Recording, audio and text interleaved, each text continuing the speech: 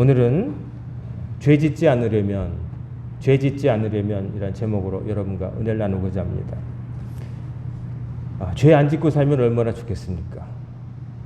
죄 없이 깨끗하게, 정직하게, 바르게 도덕체계에서 걸어나온 사람처럼 살면 참 좋겠는데 인간이 그러지 못할 때가 참 많습니다. 어떻게 보면 참 인간이라는 존재가 재미있어요.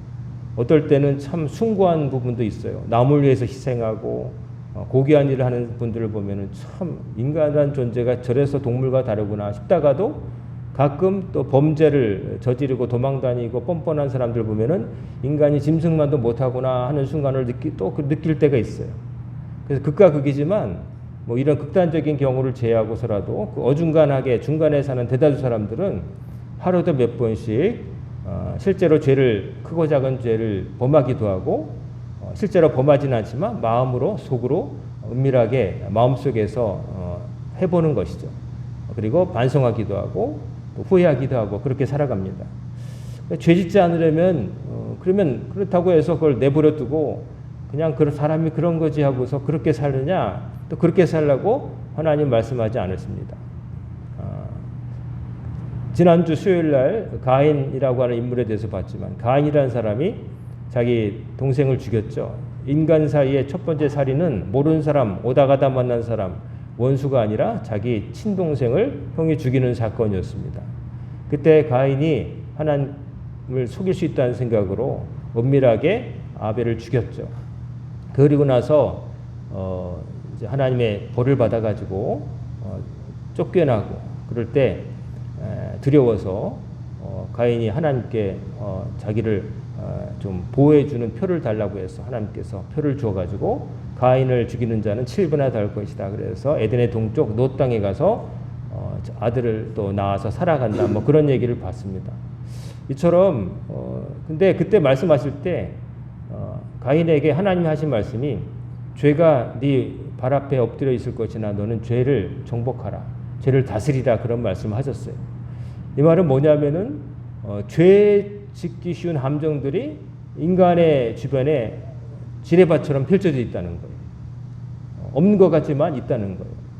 지뢰라는 게 땅에 폭탄을 묻어두고 누가 밟으면 터지는 거잖아요. 근데 그 지뢰는 항상 어떻게 되냐면 땅 속에 있어서 몰라요. 모르게 해야 그 지뢰인 거예요. 뻔하게 여기 지뢰 있다 이러면은 그 의미가 없잖아요. 모르는 곳에 있는데 분명히 그러나 가까운 곳에 있는 거죠. 그래서 밟아서 터져서 사람 죽고 다치고 그러는 거죠. 그래서 죄는 이렇게 우리 주변에 우리가 까딱 잘못하면 죄 짓기 쉬운 곳의 함정이 우리 삶에 있습니다. 직장에서도 가정에서도 또 교회에서도 인간이 사는 곳에는 항상 죄의 함정이 도사리고 있어요. 학교에서 어려서부터 도덕 교육 받고 윤리 교육 받고 양심이 있고 다 신사숙녀 같은데 왜 죄 지을 가능성이 많을까?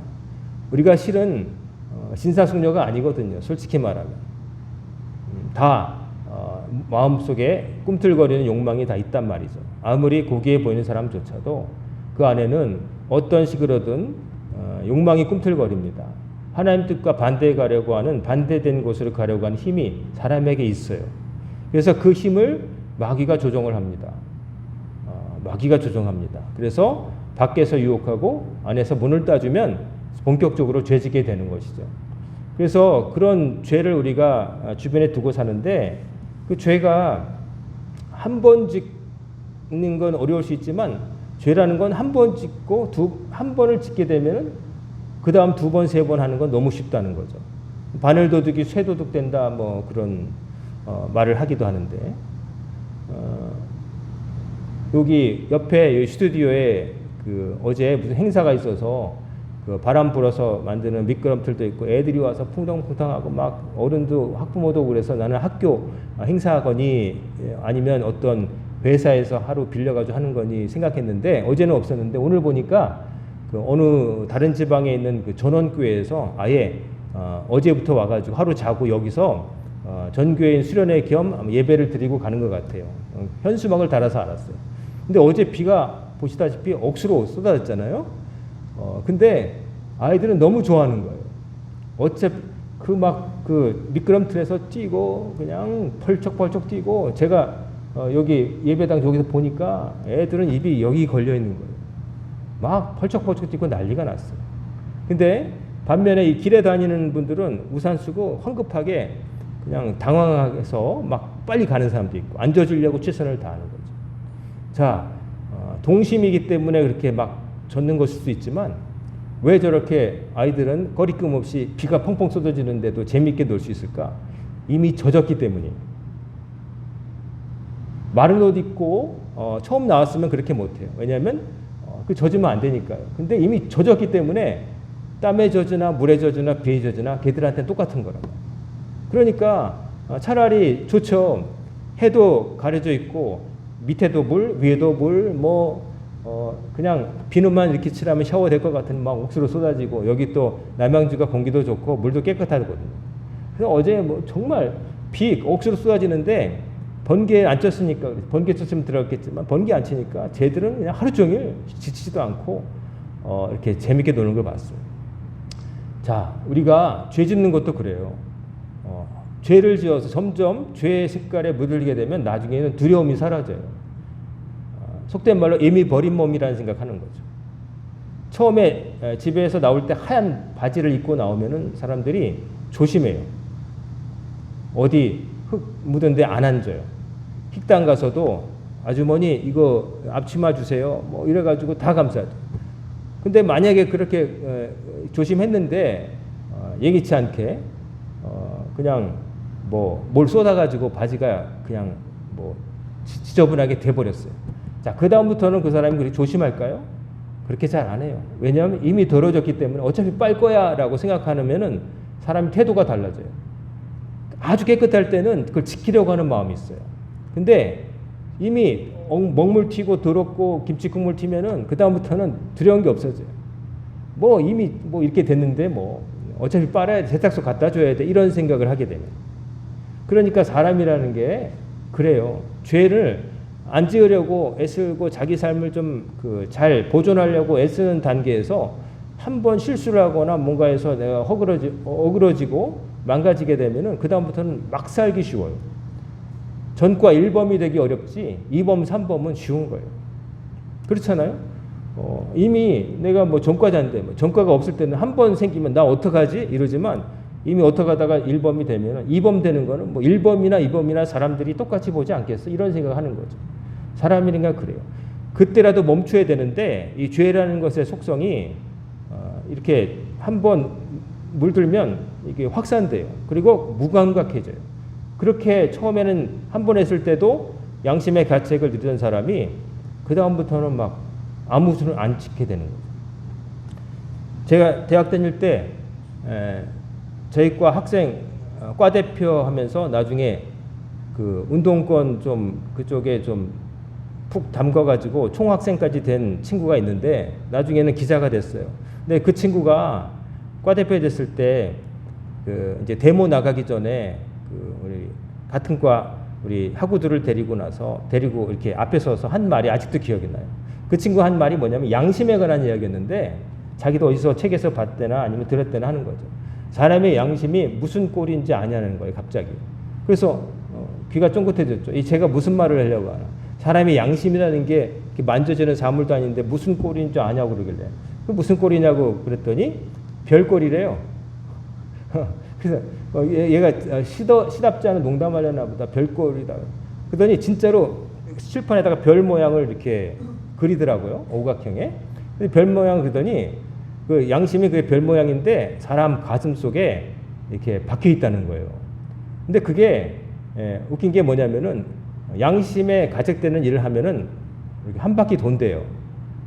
그러면 한 바퀴 돌 때 그 별 끝에 뾰족한 부분이 내 마음을 찔러가지고 아프다는 거죠. 그래서 양심의 가책을 그렇게 받는다. 그러더니 그 다음 하는 말이 근데 양심의 가책이 되는 일을 마구마구 해가지고 이게 선풍기처럼 막 돌게 되면은 나중에 그 별 끝이 무뎌져가 달아가지고 둥그렇게 된다는 거예요. 달이 된다는 거예요. 그러면 아무리 죄를 져도 찔리지가 않게 된다. 그런 말을 하더라고요. 그래서 지금 한 30년 지난 세월 속에서도 기억이 나네요. 30년이 넘었는데 인상 깊게 들었던 것 같아요. 사람의 양심이라는 게 한 번 잘못하는 건 어려운데 한 번 잘못한 다음에 두 번, 세 번 하는 게 너무나 쉽다.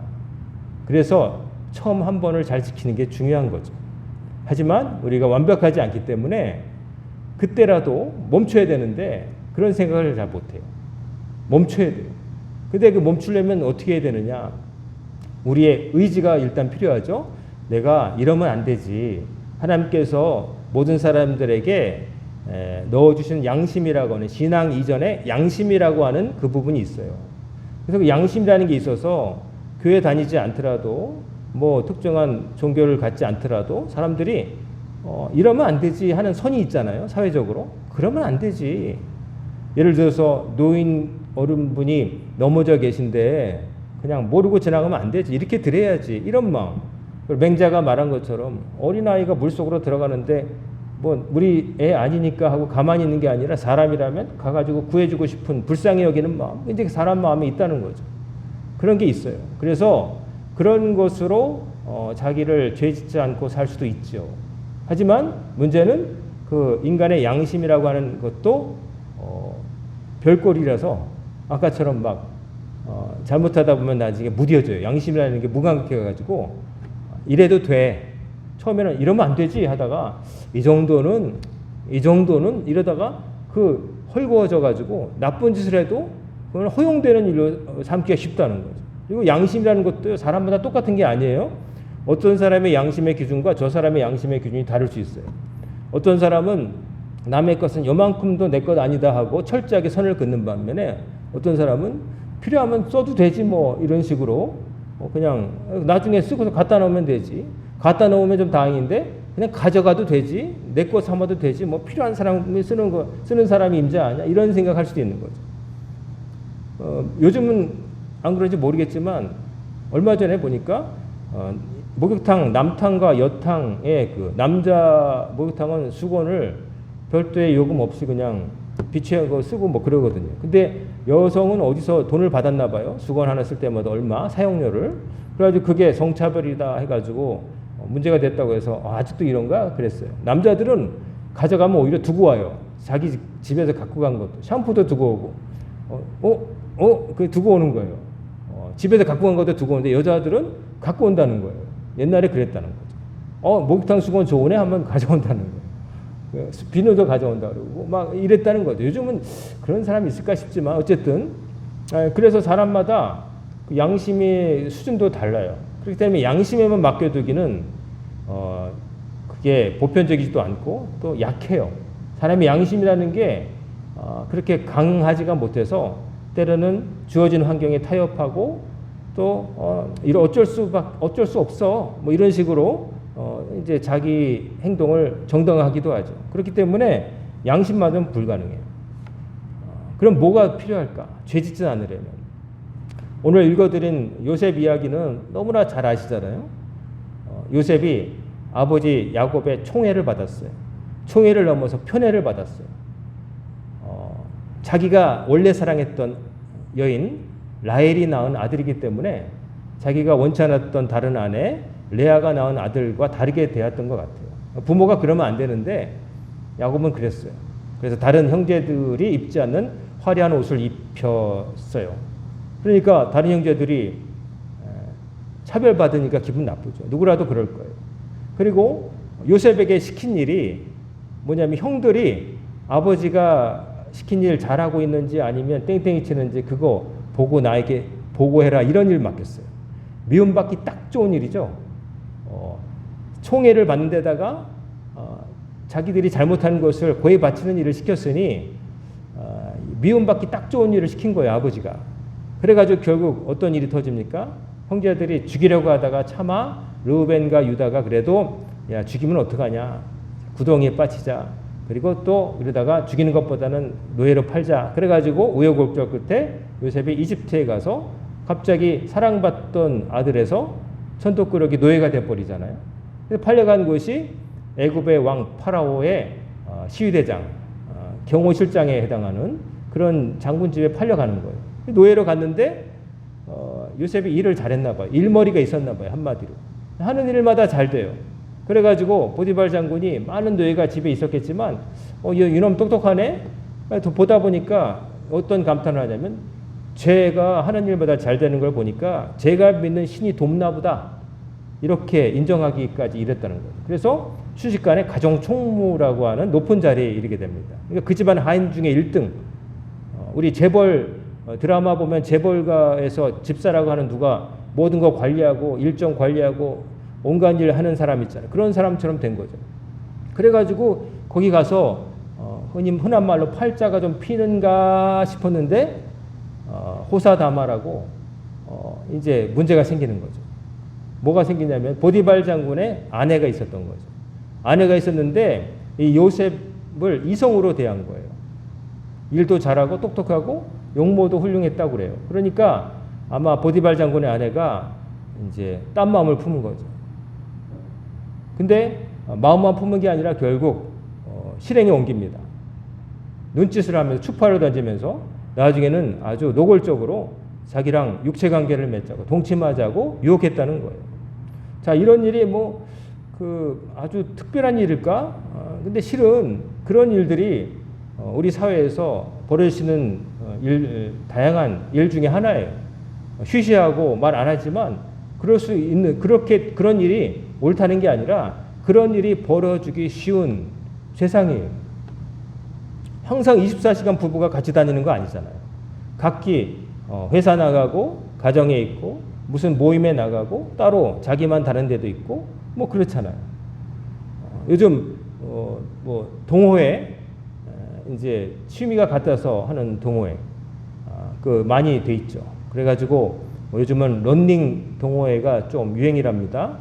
달리는 거 있잖아요. 달리는 게 유행인데 건강에도 좋고 또 돈이 다른 스포츠에 비해서 취미 활동에 비해서 좀 덜 든다. 그러니까 운동화 한 켤레에다가 운동복 하나만 있으면 된다.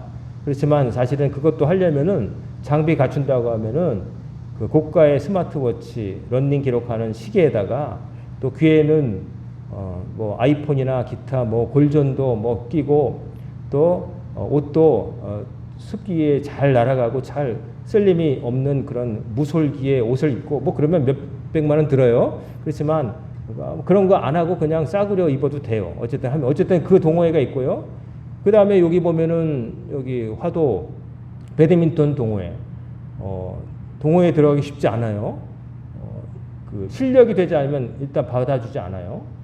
그냥 들어가는 게 아니라 저는 테니스를 쳤을 때 보니까 한 달간 이 사람이 어떤지를 봐요. 실력이 돼야 되고 그 다음에 다른 사람과 잘 지내는지를 봐야 되고 그런 다음에 거기에 그 동호회에 그 중역이라고 할 수 있는 사람들이 오래된 사람들이 그 자리를 하나 맡아가지고 심사를 해서 이 사람 받아들이기로 가냐 그래서 이제 하는 그런 구조예요. 그래서 동호회가 있고 배드민턴도 있고 테니스도 있고 달리기도 있고 또 뭐 기타 등산 동호회도 있고 여러 가지 동호회가 있죠. 근데 그 동호회에서 이제 불륜, 탈선 이런 것들이 많이 벌어진다는 거죠. 그래서 참 좋은 자기 건강을 위해서 혼자 하는 것보다는 같이 하는 사람이 있어서 하는 것도 좋지만 근데 거기서 잘못하면은 그런 또 안 좋은 일들이 가정이 무너지는 그런 일도 생길 수 있다는 거죠. 그러니까 지금 보디발 장군과 요셉이 겪는 일은 우리 사회에서 뭐 별로 아주 특별한 일은 아닙니다. 그럴 수 있어요. 그런 일이 생길 수가 있는 거예요. 그래가지고 보디발 장군의 아내가 계속 유혹하는데 야곱이 틈을 안 주죠. 흔한 말로 요즘 그 철벽남 절대로 곁을 안 주는 거죠. 그러면서 거절하는데 뭐라고 대답하냐면은 주인님께서 집안의 모든 것을 다 관리하도록 나에게 권한을 주셔서 제가 주인님 다음의 자리에 지금 있지만은 오직 하나는 내가 손대지 않는 것이 있으니 주인님의 아내 당신입니다. 그것은 당신 유부녀고 내 주인의 아내이기 때문에 내가 당신과 그런 관계 맺을 수 없다고 거절을 합니다. 그러니까 요셉이 지금 말하는 게 당신은 내 취향이 아니기 때문에 못생겼기 때문에 혹은 뭐 어떻다고 하는 게 아니라 그런 거와 상관이 있는 게 아니에요. 예쁠 수도 있죠. 그리고 어쩌면 요셉 마음에 드는 매력적인 외모를 가질 수도 있죠. 하지만 지금 요셉이 말하는 거는 내 취향이냐 아니냐 그게 얘기하는 게 아니에요. 나를 가정 총무 자리까지 써준 이 내 주인에 대한 신뢰의 문제고 나는 여기까지인데 그걸 선을 넘으라고 당신이 말하는 거다. 그러니까 그러면 안 된다고 얘기하는 거죠. 원칙을 말하는 거예요. 양심과 그리고 신뢰, 노예인 자기를 발탁해서 높은 자리까지 써준 보디발 장군에 대한 신뢰를 말하는 거예요. 이것만으로도 훌륭하죠. 근데 그것보다 더 얘기하는 게 뭐냐. 그 다음에 그런즉 어찌 이 큰 악을 행하여 하나님께 죄를 지으리까라고 결론은 하나님 앞에서 내가 살아가고 있기 때문에 이럴 수 없다라고 얘기하는 거예요. 이 말은 뭐냐면은 양심이나 기타 제도의 문제가 아니라 하나님 앞에서 나는 죄를 질 수 없다. 그거로 자기를 방어하고 있는 거예요. 하나님 하나님 뒤가 아니라 하나님 옆에서가 아니라 하나님 앞에서 죄를 질 수 없다고 얘기하는 거예요. 이 말은 뭐냐면 아까 어떻게 하면 죄를 짓지 않을까? 자기 양심에 기대어서 뭔가 그럴 수도 있고 그런데 남들이 보고 있으면 또 그럴 수 없죠. 아무리 뻔뻔해도. 남편이 있는데 이 여자가 그 젊은 종한테 그럴 수 없었잖아요. 남편이 없는 사이에 버린 거란 말이에요. 말을 할 때도 남편이 지금 자리 없으니까 아무도 없을 때 그러는 거죠. 잠언에도 보면은 젊은 청년을 그 기생이 꼬드기는 그런 대화가 나오는데 아주 그럴듯하게 나와 있어요. 뭐라고 그러냐면 남편을 집을 떠나 먼 길을 갔는데 은지 주머니를 가졌은즉 보름날에나 집에 도리라 하여 여러 가지 고운 말을 유혹했다. 근데 그 잠언 속 젊은이가 곧 그를 따라갔으니 도살장으로 가는 것 같고 미련한 자가 벌을 받으러 스스로 미는 것과 같도다라고 잠언 7장에 기록되어 있어요. 요셉과 달리 이 청년은 그 유혹에 넘어갔다는 거예요. 남편이 없는 자리라고 하는 거예요. 그러니까 사람이 죄 짓는 경우는 아무도 안 본다. 누가 알겠어? 나만 입 다문다면. 이럴 때 죄 짓기 쉽다는 거예요. 남이 안 본다. 아무도 모른다. 누가 알겠어? 이런 마음. 사람이 보고 있으면 못해요. 아무리 뻔뻔해도. 근데 누군가 보고 있으면 안 하잖아요. 쓰레기 아무리 무단투기하는 곳에다가 CCTV 하나 달아놓으면 그런 일 절대 없죠. 보고 있기 때문에. 누가 보고 있다는 생각 때문에 그런 거예요. 근데 지금 요셉은 뭘 말하는 거예요? 하나님이 나를 보고 계신다라고 하는 그 신앙을 가지고 있어서 자기를 지킬 수가 있었던 거예요. 보이지 않는 하나님이 나를 보고 계신다. 내가 지금 보디발 장군의 아내와 나 단둘이 있는 게 아니라는 거죠. 하나님이 나와 지금 함께 계신다. 라고 하는 신앙이 그를 죄로부터 건진 거예요. 요셉이 취향이 독특해서 그 장군의 아내가 마음에 안 들어서가 아니라 또 뭐 요셉이라고 피 끓는 젊은이일 텐데 아무런 욕망이 없어서 뭐 내시도 아니고요. 근데 지킨 건 뭐냐면은 단순한 양심이 아니라 먼저 물론 말하기는 보디발 장군과의 관계, 자기를 발탁해 준 사람에 대한 신뢰에 대한 얘기를 하지만 마지막은 내가 그 신뢰를 저버리는 게 결국 하나님 앞에 죄를 짓는 것이다. 그 하나님과 관계 속에서 자기를 지킬 길을 찾았다는 거예요. 결국 그 거절한 것 때문에 이 여자가 자기도 그렇게까지 했는데 망신당하고 자존심 상하고 또 얘가 이거를 발설하면 나는 그냥 졸제 쫓겨난다 생각하니까 선수를 치느라고 자기를 겁탈하려겠다 막 이러면서 몰아가지고 오히려 감옥에 가는 일도 당했지만 하나님께서 그를 거기에 그냥 두게 안 하셨죠. 자, 죄짓지 않으려면 양심도 있어야 돼요. 양심도 있어야 되고요. 두 번째는 뭐냐면은 양심만으로는 사람이 약해요. 양심의 기준도 다르기 때문에. 여기 보면은 뭐라고 하냐면은 39장 10절에 여인이 날마다 요셉에게 청하였으나 요셉이 듣지 아니하며 동침하지 아니할 뿐만 아니라 함께 있지도 아니하니라. 이 말이 중요해요. 함께 있지도 아니하니라.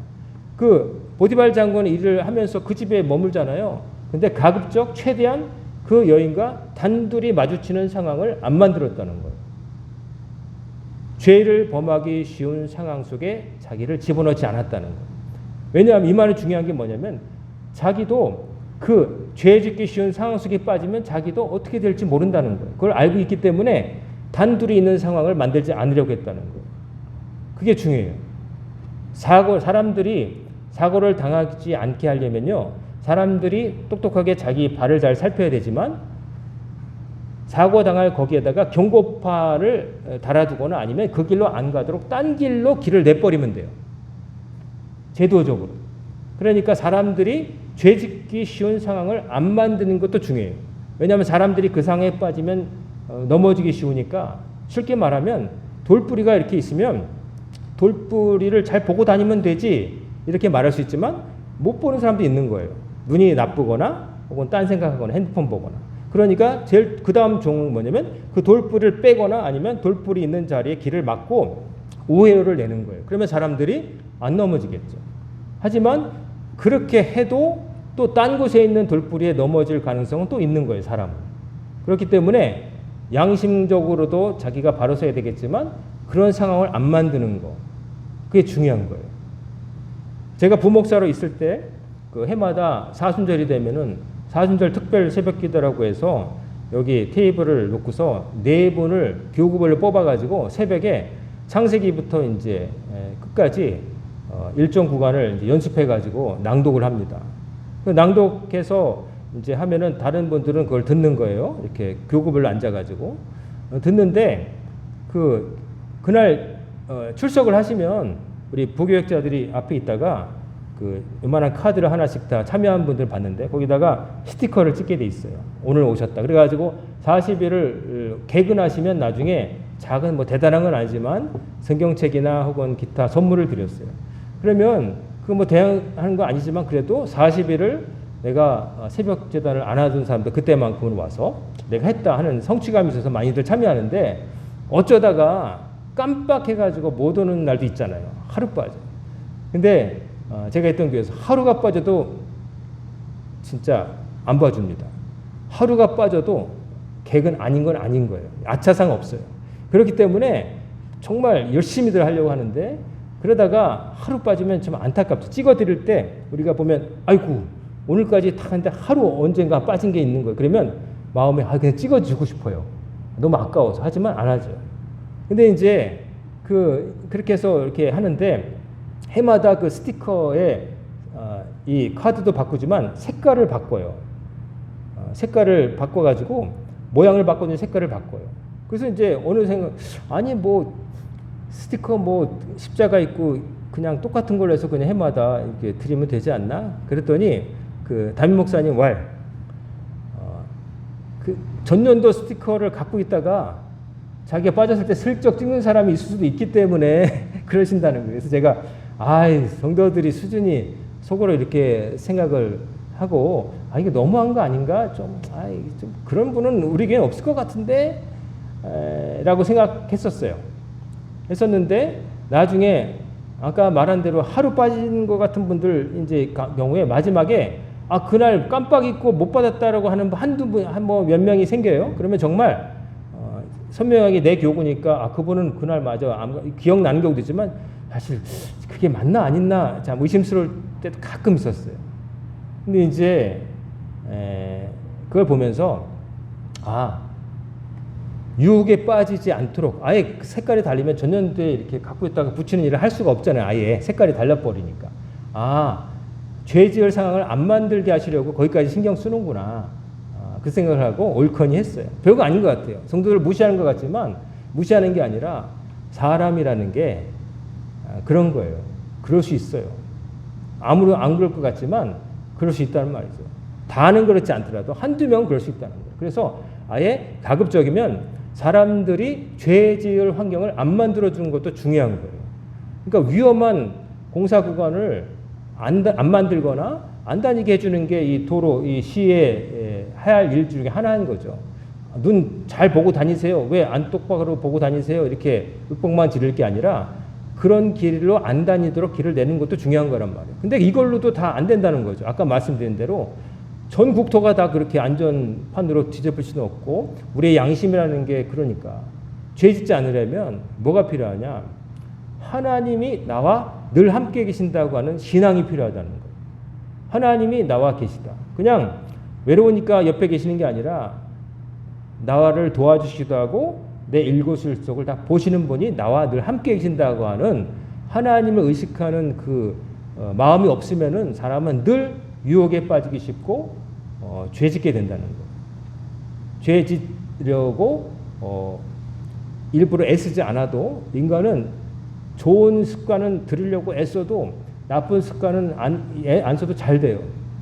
오늘 아침에 어떤 영상을 보니까 그 피나는 운동으로 배 복근을 딱 새긴 남자가 100일 동안 그 운동을 정말 열심히 해가지고 배 왕자가 다 새겨졌는데, 그리고 나서 일주일 동안 이제 나 고생했다 싶어가지고 라면 먹고 싶은 거 다 먹었더니 일주일 만에 배를 보여주는데 왕자가 사라져 버리더라고.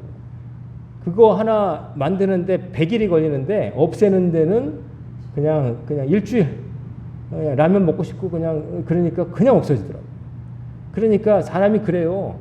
좋은 것은 참 습득하기 어려운데 나쁜 거는 그냥 뭘 흐르듯이 된단 말이에요. 그거 참 이상한 건데, 그렇잖아요. 애들도 봐도 좋은 습관 들이려면 그렇게 가르치고 때리고 막 이래도 될까 말까 한데, 안 좋은 습관은 어디서 배웠는지 욕도 잘 배우고 못된 것도 잘 배우고 그러잖아요. 인간이 그렇잖아요.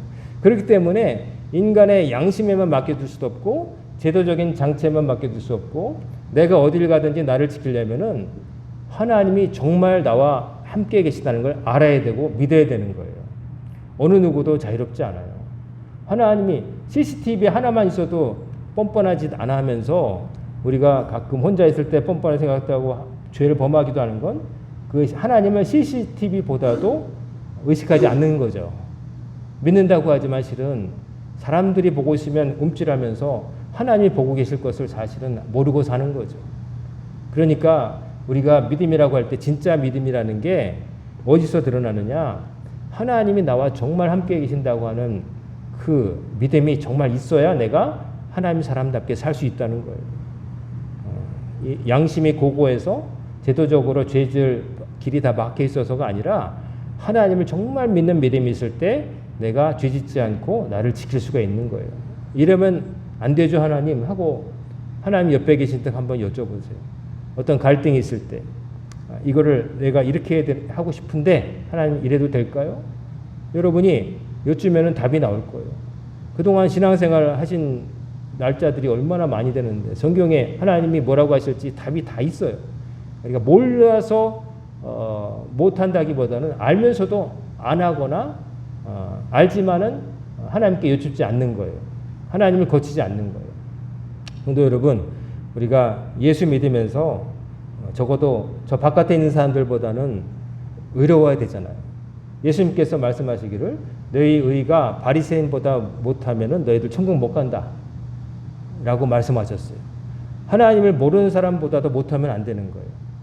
양심의 수준도 높아야 되겠지만 인간의 양심이라는 게 아까처럼 기준도 들쭉날쭉이고 자꾸 달아 없어지고 막 이래가지고, 그리고 사회적으로 뭐 CCTV 아무리 달아놔도 CCTV 없는 곳에서 사람들은 죄 짓는 거예요. 누가 CCTV 안 달아놓으니까 막 차도 갖다 버리고 가고 뭐 그런 사람들 많잖아요. 말짱한 뭐 폐차장에 제대로 가야 되는데 아무데나 이상한데 CCTV 없는데 차도 버리고 가고 쓰레기도 버리고 가고 뭐 남의 것 고추 따가고 막 꽃도 파가고, 우리 교회 앞에 옛날에 꽃 심어놨더니 꽃 파가고 참 그런 일도 있었잖아요. 참 이상한 일이지만 사람들이 그렇단 말이에요.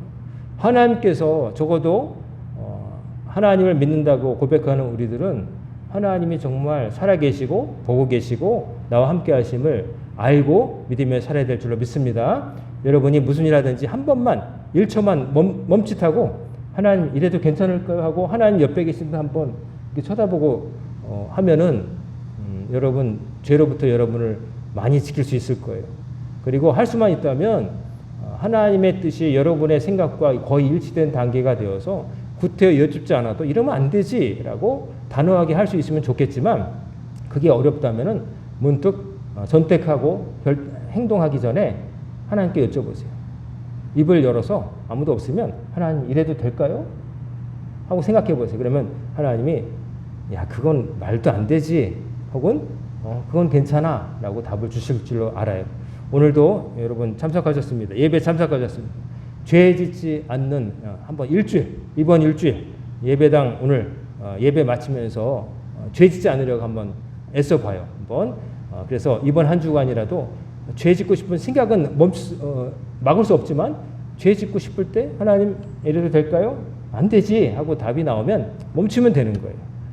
생각도 조차 안 나면 좋겠지만 생각날 때 하나님의 말씀과 예수님의 가르침을 생각하시면서 죄 짓는 것이 아니라 하나님을 기쁘시게 하며 선한 일을 하며 살아가는 여러분과 제가 되기를 주의 이름으로 축원합니다. 아멘. 기도하겠습니다. 사랑과 은혜가 충만하신 아버지 하나님, 오늘도 주의 말씀을 통해서 사람이 죄 짓지 않고 살아가려면 무엇이 필요한가를 깨닫게 하심을 감사드립니다. 저희들이 살아갈 때 저희들의 양심이 살아있게 하시고 또 죄 짓는 환경에서 피하게 하옵시고 무엇보다도 하나님께서 늘 우리와 함께 계심을 알고 믿으며 행동하게 하여 주옵소서. 이번 주 아버지 하나님께 약속드리고 살아가길 원합니다.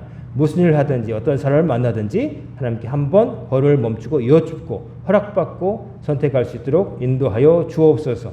예수님의 이름으로 간절히 기도드리옵나이다. 아멘.